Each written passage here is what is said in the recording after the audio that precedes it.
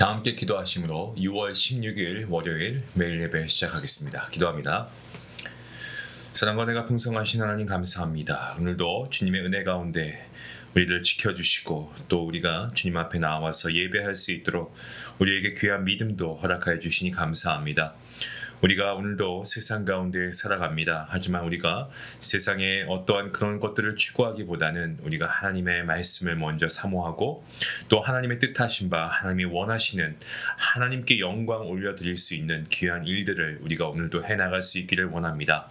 하나님, 우리가 먼저 하나님 앞에 예배하는 것이 우리의 삶의 가장 중요한 우선순위가 될 수 있길 원합니다. 오늘도 이 예배의 자리를 기억하여 이 자리에 나와서 예배하는 주의 모든 자녀들 가운데 하나님께서 말씀을 통한 큰 은혜를 허락하여 주시옵소서.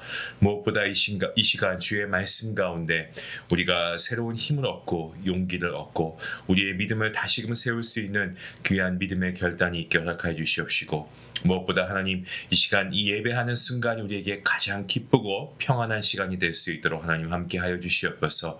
모든 예배 시종을 주님께 맡기옵고 감사하오며 이 모든 말씀 예수님의 이름으로 기도하옵나이다. 아멘. 찬송가 424장 함께 하시겠습니다.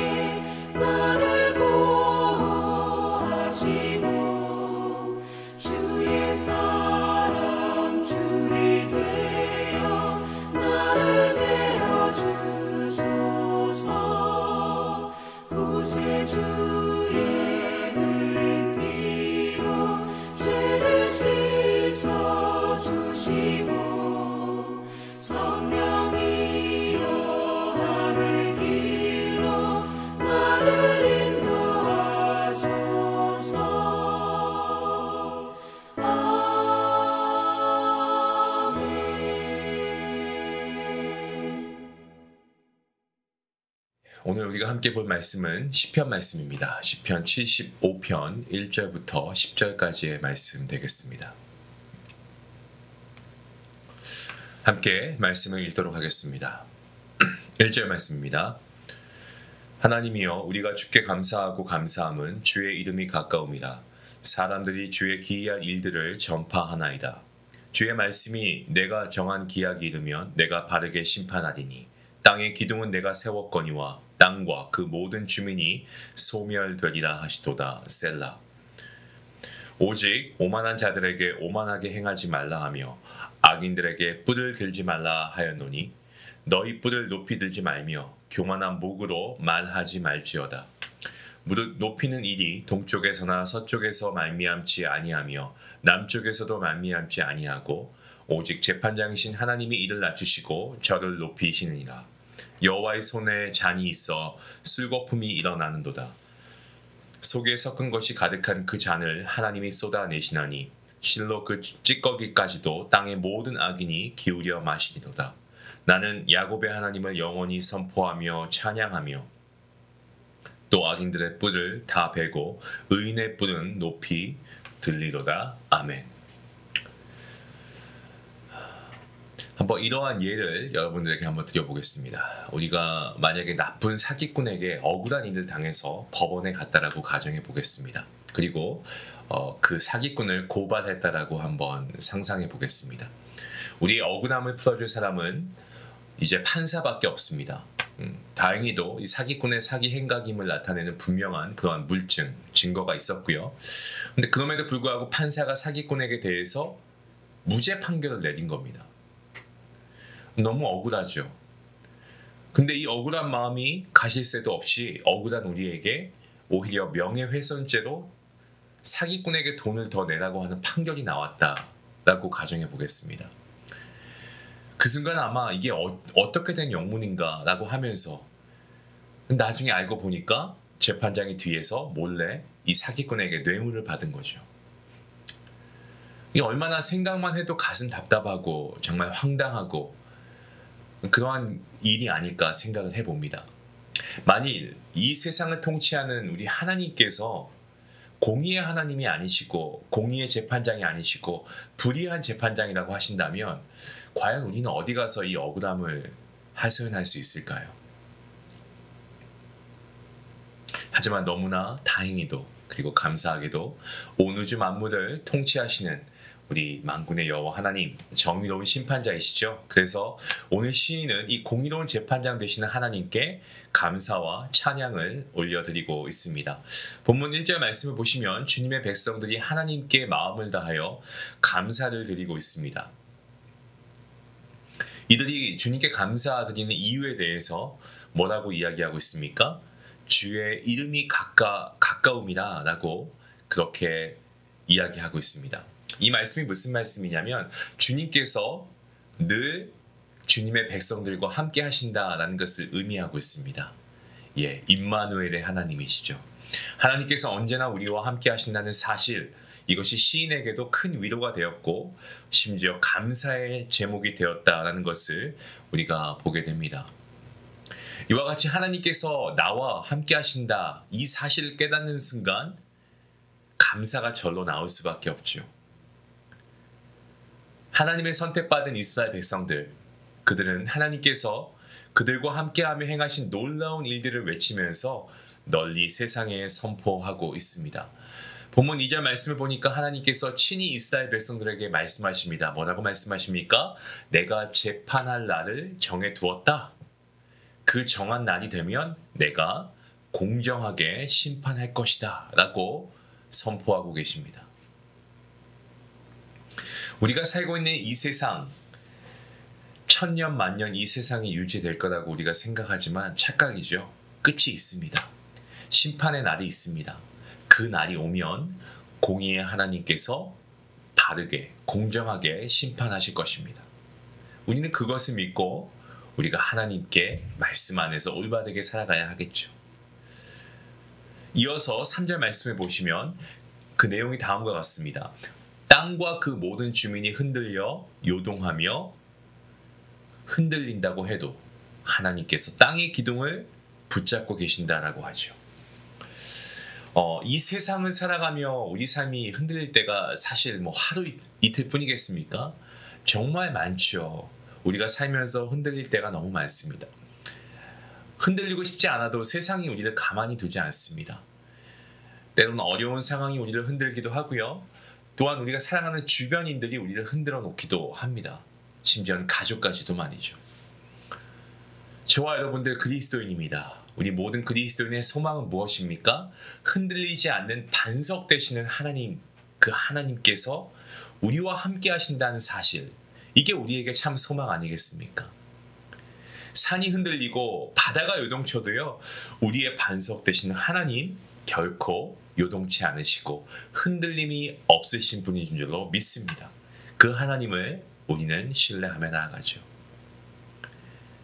3절 말미에 셀라라고 하는 이 의미는 사실 분명하지는 않습니다. 하지만 이 대부분의 신학자들이 뭐라고 이야기하냐면 잠시 멈춰서 묵상하라는 어떤 음악적 혹은 이 문학적 의미를 가진 용어로 해석하고 있습니다. 다시 말씀드리면 온 세상이 흔들린다고 해도 요동치 아니하는 단 한 분 누구십니까? 하나님. 그 하나님을 묵상하라. 그렇게 우리를 초청하고 있는 내용입니다. 세상에 전쟁들이 많이 있습니다. 그 중에서 대표적인 전쟁을 꼽으라고 한다면 긴 시간 동안 아직까지 계속되고 있는 저희 교회도 이를 위해서 기도하고 있죠. 이 땅에 전쟁의 종식을 위해서. 우크라이나 어떻습니까? 이 전쟁이 장기화되면서 러시아의 공습과 지상전, 이 양측 간에 정말 아직까지도 이런 전쟁이 계속해서 일어나고 있지 않습니까? 수많은 사람들, 특히나 우크라이나 시민들의 삶이 터전을 잃어버리고 가족과 함께 국경을 넘어서 피난길에 오르고 있다는 소식을 아직도 우리는 접하고 있습니다. 이미 수많은 난민들 근처의 이웃 나라에 다 흩어져 버렸고 앞으로 더 많은 이들이 위험에 처할 수밖에 없습니다. 그래서 그 땅을 떠나야 할 수밖에 없는 상황이 되는 거죠. 전쟁의 공포는요, 단지 총소리, 폭탄 소리만이 아닙니다. 그 땅에 있는 아이들, 정말 이 어린 아이들의 미래가 불확실해지고 그들의 부모는 하루하루 생존을 걱정해야 됩니다. 삶을 보장받을 수 없습니다. 직장을 잃어버리고 집을 잃어버리고 내일을 기약할 수 없는 현실, 얼마나 고통스럽고 막막하겠습니까? 전쟁의 참혹함, 이 비통함은 단지 그 땅에 있는 사람들의 이야기가 아니죠. 비록 우리가 직접적인 전쟁 상황에 놓인 것은 아닙니다. 하지만 그럼에도 불구하고 우리 삶에도 예상치 못한 위기와 고난은 닥칠 수가 있습니다. 특히 우리가 지금 경험하고 있는 것들, 이 경제적인 어떤 위기감, 어려움, 특히나 샘플 안에 있는 우리 모든 성도님들 어떻습니까? 정말 그 어느 때보다도 너무나 힘든 시간을 보내고 있습니다. 건강의 문제가 또 그렇게 될 수 있고요. 사람과 사람과의 이 관계의 갈등, 이런 것들도 그렇습니다. 이런 것들은 우리의 마음을 지치게 하고 마치 우리가 전쟁터에 있는 듯한 그런 두려움과 혼란을 야기시키기에 충분합니다. 하지만 성도 여러분, 믿으시기 바랍니다. 우리에겐 의지할 분이 계십니다. 우리가 믿음으로 붙들고 살아가는 하나님이 그분이시죠. 하나님이 계시지 않으면 과연 우리 혼자 이 세상을 어떻게 살아갈까? 여러분 한번 생각해 보셨습니까? 막막하죠. 끔찍합니다. 소망이라고는 전혀 보이지 않습니다. 하지만 하나님은 우리와 함께 하십니다. 이 악한 세상에서 이 어두운 터널을 통과하는 그러한 세상 가운데 우리가 믿고 의지할 분, 공의의 하나님, 정의로우신 하나님, 그 하나님이 우리와 함께 하신다는 사실, 우리에게 얼마나 위안이 되고 우리에게 소망이 됩니까? 4절부터 하나님께서는 직접 악인들, 특별히 교만한 자들을 심판하실 것을 말씀하십니다. 그리고 5절 말씀에서 하나님께서 친히 거만한 자들에게 잘난 체 하지 말라 라고 말씀하시고, 악한 자들에게 너의 뿔을 높이 들지 말고 뻣뻣한 목으로 말하지 말라 라고 말씀하십니다. 뿔은 힘과 능력, 이 권력을 상징합니다. 하나님께서 악인들을 향해서 뭐라고 말씀하십니까? 힘과 능력을 높이 쳐들지 말고 뽐내지 말라고 경고의 말씀을 하고 계십니다. 그 이유가 6절과 7절에 나오고 있습니다. 왜 그렇습니까? 인간을 높이고 낮추시는 일은 누가 하십니까? 그렇죠. 공정하신 이 재판장 되신 하나님께서 하시는 겁니다. 해가 뜨는 동쪽에서부터 해가 지는 서쪽까지 모든 산들부터 낮은 골짜기까지 푸른 들판부터 광활한 광야까지 이 세상 모든 곳에서 높아짐의 발언, 그 발언은 바로 사람에게서 나오는 것이 아닙니다. 하나님입니다. 본문 7절 말씀에 시작하는 부사를 여러분 주목하시기 바랍니다. 오직이라고 되어 있습니다. 오직 재판장이신, 단 유일하신, one of a kind이죠. 오직 인간을 높이시거나 또 낮추시는 것은 그 모든 일을 누가 하십니까? 오직 하나님께서 하신다는 거죠. 하나님만이 인간의 모든 삶을 다스리고 재판하시는 주권자이시기 때문에 그렇습니다. 아멘입니다. 8절 말씀을 보시면 하나님의 손에 잔을 들고 계십니다. 그 잔에 쓰디쓴 독주가 담겨 있고 독주에 거품이 일어나고 있습니다. 여기서 하나님께서 들고 계신 독주의 잔은 하나님의 진노를 의미하고 있는 것입니다. 쉽게 생각하면 사약이라고 생각하시면 될 것 같습니다. 이거 마시면 어떻게 됩니까? 극심한 고통 끝에 죽게 되죠. 극심한 고통을 받고 두려운 심판을 받게 된다는 겁니다. 8절 말씀에서 하나님께서 그 진노의 잔을 어떻게 하십니까? 쏟아 부으십니다. 누가 마시게 됩니까? 땅의 모든 악인들이 마시게 될 것인데, 이것은 악인들의 철저한 심판과 파멸을 묘사하고 있는 말씀입니다. 하나님의 심판 어느 누구도 피할 수가 없습니다. 이와 같이 악인들을 철저하게 심판하시는 공의의 하나님을 시인은 9절과 10절 말씀에서 찬양하고 있습니다. 나는 야곱의 하나님을 영원히 선포하고 찬양합니다. 악인들의 뿔은 주님께서 모두 꺾으실 것이고 의인들의 뿔은 높이 들릴 것입니다. 라고 선포하죠. 사랑하는 성도 여러분, 우리가 사는 세상에는 불의와 악이 가득합니다. 네, 맞습니다. 악인들이 득세하고 의인들이 괴로움을 당하는 세상입니다. 착하게 사는 사람이 손해보고 악하게 사는 사람이 유익을 누리는 정말 정의가 무너진 그러한 세상 아니겠습니까? 하지만 믿으시기 바랍니다. 우리에겐 소망이 있습니다.